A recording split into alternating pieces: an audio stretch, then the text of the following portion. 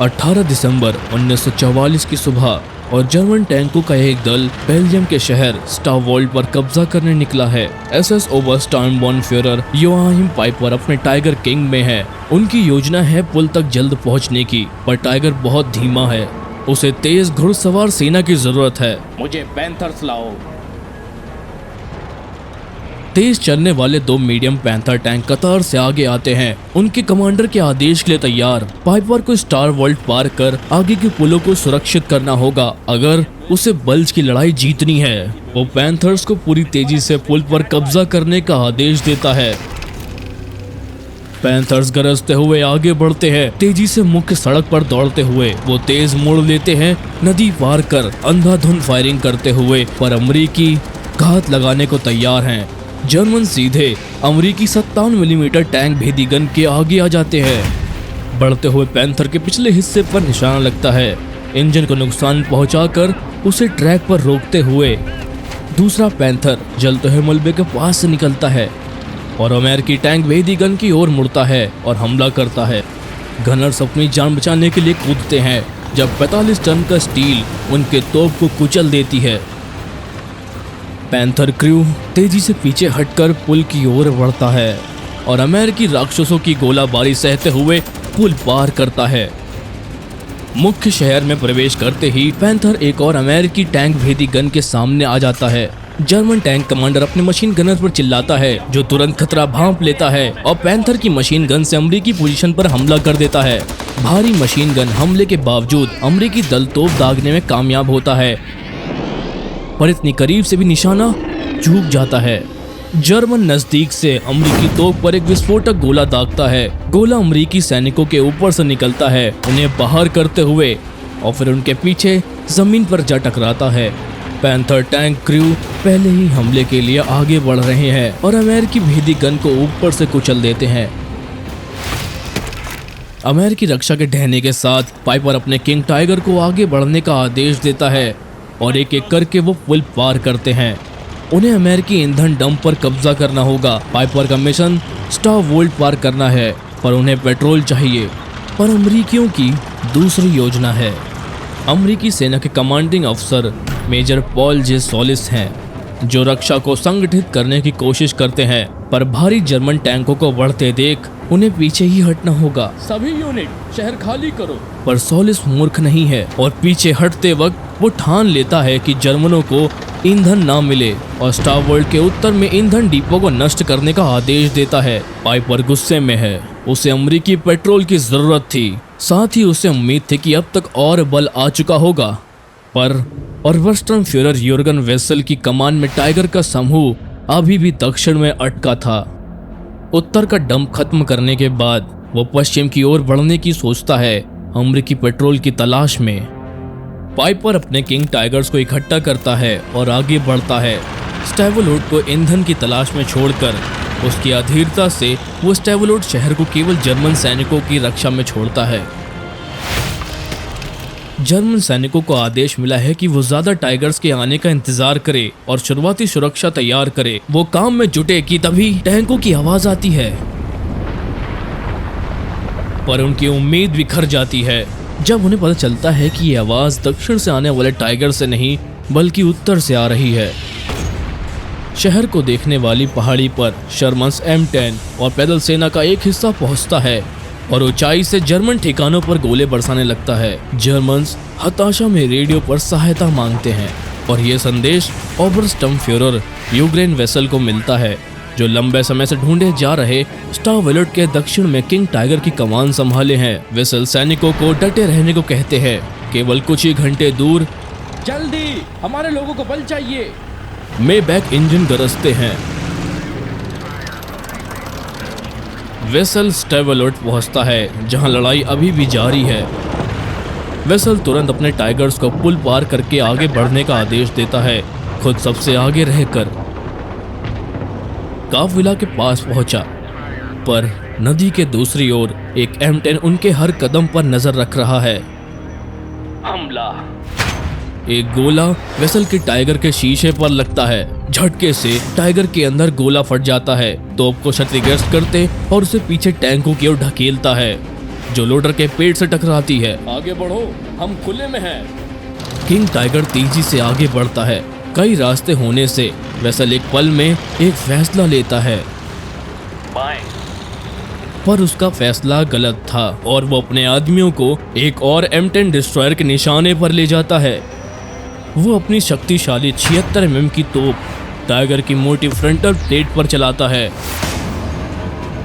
वो अंदर नहीं घुसता, पर जबरदस्त झटके से वेसल को हिला देता है। पीछे हटो, पीछे, अभी पीछे हटो। जल्दी में जर्मन 70 टन की टैंक को सीधा एक घर की दीवार में घुसा देता है और छत गिरकर नीचे आ जाती है। चालक टाइगर को निकालने की कोशिश करता है, पर इंजन बंद हो जाता है। बिना तोप और इंजन के वेसल तुरंत टैंक छोड़ने का आदेश देता है।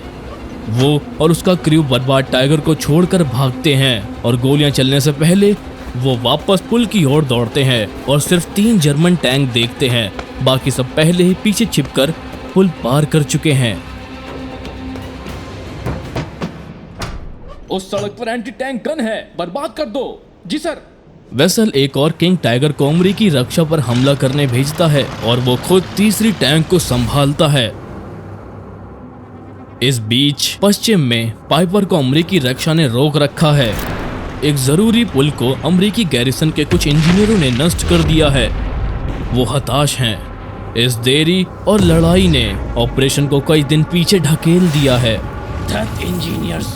सब और खराब हो जाता है। उसे खबर मिलती है कि स्टेवोलोड पर हमला हो रहा है और वो स्ट्रॉम्बरफेरर गुस्ताव नेटल को अपने बटालियन के साथ स्टेवोलोड पर लौटने का आदेश देता है। इस बीच स्टेवोलोड में पुल पर वेसल की पकड़ हल्की है और उसे बाकी टैंकों को पुल पार कराना है। जैसे ही वो पुल पार करते हैं, एक डरावनी आवाज सुनाई देती है। ये अमेरिकी विमान है। टैंक कमांडर की आंखें ऊपर देखती हैं जब 2 P-47 फाइटर बादलों से नीचे गिरते हैं। जैसे ही किंग टाइगर्स पुल पार करने वाले होते हैं, विमान पुल की ओर गोता लगाता है। वो जल्दी कोशिश करते हैं पर खुले में फंस जाते हैं। अमेरिकी विमान उनके ऊपर रॉकेट दागते हैं। सैनिक सुरक्षा के लिए कूद जाते हैं जब धमाके काफिले के आगे गिरते हैं। थंडरबोल्ट उतनी ही तेजी से गायब होते हैं जितनी तेजी से वो आए थे, पीछे तबाही छोड़कर। स्थिति की रिपोर्ट दो। मुख्य टैंक स्थिर है, हम फंसे हैं। उनकी सबसे बड़ी तोप क्षतिग्रस्त टैंकों के पीछे फंसी है और अब जर्मन पैदल सेना भारी सपोर्ट के बिना घर घर लड़ाई पीछे जा रही है। अमेरिकी शर्मन मुख्य तोप हर कवर नष्ट कर देती है।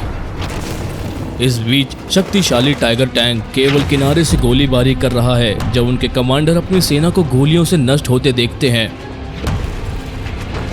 बचे कुचे घायल जर्मन सैनिक नदी के दक्षिण किनारे पर पुल पार करते हैं, स्टारवोल्ट को अमेरिकी हाथों में छोड़ते हुए। सूरज क्षितिज के नीचे डूबते ही पुल निर्जन भूमि बन जाती है। अंधेरे की आड़ में दोनों सेना तैयार होती है। M10 और शर्मन घात लगाती है, जबकि जर्मन पेंजर क्रू रास्ता रोक रहे हैं। दोनों क्षतिग्रस्त किंग टाइगर्स को सही करने दौड़ता है। वो सिस्टम को जाम कर रहे हैं, मुड़े हुए पहिए को हटाते हैं और घायल टाइगर फिर चलने लगता है, भले ही लंगड़ाते हुए। गहरे कोहरे का फायदा उठाकर घायल टाइगर्स आगे बढ़ते हैं और अमेरिकियों को पीछे छोड़कर पश्चिम की ओर निकल जाते हैं। नदी के दक्षिण किनारे पर जर्मन विशेष यूनिट स्टील लाओ के कमांडो अमेरिकी वर्दी पहनकर दुश्मन को चकमा देने की कोशिश में हैं। उनमें से कुछ को कब्जाई गई अमेरिकी जीपों में सवार होकर स्टेवोलोड जाने को कहा गया। वो अमेरिकी सैनिक होने का नाटक कर रहे हैं ताकि बल्ज के युद्ध में दुश्मन को अचानक से पकड़ सके। पुल पर पहुंचकर उन्हें उम्मीद है कि उनका भेष उन्हें पार करा देगा। सैनिकों की धड़कन तेज हो जाती है। वो आधे पुल तक पहुंचते हैं। उनका लक्ष्य बस कुछ ही दूर पर है, पर अमेरिकी सैनिक उनकी चालाकी भांप लेते हैं और मशीन गनों से गरजती गोलियां पूरे समूह को खत्म कर देती हैं। दक्षिण में रुके टाइगर टैंक अब आगे बढ़ते हैं। पहला टाइगर नंबर 222 नदी के दक्षिण से खुले मैदान में आता है। नदी के पार एक M10 टैंक डिस्ट्रॉयर क्रू उसे देखता है और उसे किनारे पर निशाना साधता है। 76 मिलीमीटर की मुख्य तोप चलती है। ट्रैक के ऊपर टाइगर की पतवार से जा टकराती है। टाइगर 222 तुरंत ठहर जाता है। M10 दूसरा गोला दागता है जो सामने की प्लेट को तोड़ देता है और फिर तीसरा गोला जो साइड आर्मर को आर पार कर देता है। जर्मन क्रू धुएं का ग्रेनेड फेंकता है और युद्ध के कोहरे में भाग जाता है। मुख्य टाइगर की तुरंत हार दक्षिण के हमले की गति तोड़ देती है। उत्तर पश्चिम में निडल की कवच और पैदल सेना भारी तोप खाने से अमेरिकी ठिकानों की ओर बढ़ती है। विस्फोट जमीन हिला देता है। टाइगर उन पर झेल जाता है, लेकिन खुली पैदल सेना को भारी नुकसान होता है। फिर भी वो अमेरिकियों को स्टैवलॉट से पीछे ढकेल रहे हैं और पुल तक पहुंचने की धमकी दे रहे हैं। मित्र कमांडरों को एहसास होता है कि वो पुल को बचा नहीं सकते, इसलिए वो अगला सबसे अच्छा कदम उठाते हैं। अमेरिकी इंजीनियरों की एक टीम को रिजर्व से तैनात किया जाता है। वो नदी के किनारे की ओर एक जीप में दौड़ते हैं जो मशीन गनों और टैंक भेदी हथियारों से लैस, जिस दौरान जर्मनों के साथ गोलीबारी भी जारी है। तेजी में पुल के नीचे जाते हैं और हमले को तैयार होते हैं 1000 पाउंड विस्फोटक के साथ। जब गोलियां और गोले उनके ऊपर से गुजरते रहते हैं, फिर वो जल्दी से फ्यूज जलाते हैं और पीछे हट जाते हैं। विस्फोट पूरे युद्ध क्षेत्र में गूंज उठता है। जर्मन नेतृत्व के लिए ये हार दूसरा संचार दबा देता है। हो गया। पश्चिम में पाइपर पहले ही नदी किनारे 3 शहर पार कर चुका है पेट्रोल की तलाश में। उसके टैंकों में ईंधन लगभग खत्म है और उन्हें वापस भरने की सख्त जरूरत है। तभी उसे खबर मिलती है, इंजीनियरों ने स्टैवलॉट ब्रिज उड़ा दिया। पाइपर गुस्से में है। पूरी ताकत से उन पर हमला करो, नदी पार करो या मरो। 20 दिसंबर की काफी सैकड़ों ऐसे सैनिक नदी में उतरते हैं।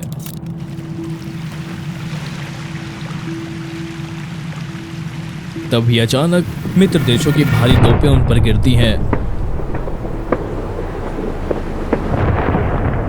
जो कुछ सैनिक नदी पार कर जाते हैं उन्हें आगे मार दिया जाता है।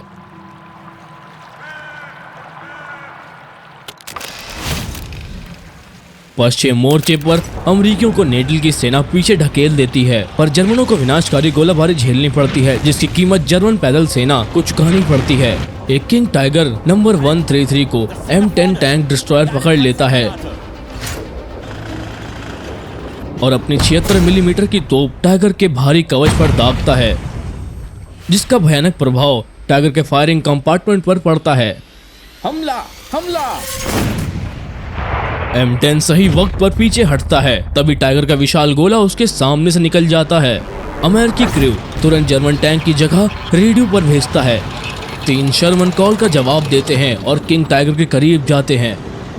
जर्मन क्रू M10 की ओर आगे बढ़ता है कि तभी एक गली से पहला शर्मन दिखाई देता है। रुको, लक्ष्य बाएं। पर जवाब देने का समय नहीं है। शर्मन उसके बुर्ज पर हमला करता है। गोला विनाशकारी बल से उछलता है। कुछ ही पलों में दूसरा शर्मन आता है और टाइगर के पतवार पर दूसरा गोला दागता है। उसका भारी कवच प्रभाव सोख लेता है। किंग टाइगर अपना बुर्ज लक्ष्य की ओर घुमाता है, पर शर्मन निशाने के पहले ही पीछे हट जाता है। भारी टैंक उन्हें निशाना बनाने के लिए बहुत धीमा और बोझल है। कमांडर को पता है वो फंस चुका है। अगर वो जवाब नहीं दे सकता तो उसका कवच बेकार है। एक गोला युद्ध क्षेत्र के पार से निकलता है और टाइगर के बुर्ज और पतवार के बीच टकराता है। ये दोनों प्लेटों को अलग कर देता है और सीधे बुर्ज रिंग के माध्यम से फायरिंग कंपार्टमेंट में घुस जाता है।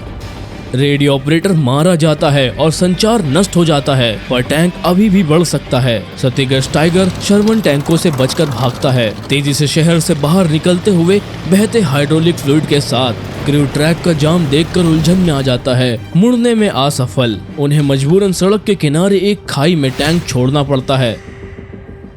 एक किंग गिर चुका है। पश्चिम से आने वाली बढ़त ठप हो जाती है और बाकी के टाइगर भी इस मंजर से डरने लगते हैं। जर्मनों की कोशिश पूरी तरह चकनाचूर हो चुकी है। निडल के पास सिर्फ एक ही चारा है, पूरी तरह पीछे हटने का आदेश देना।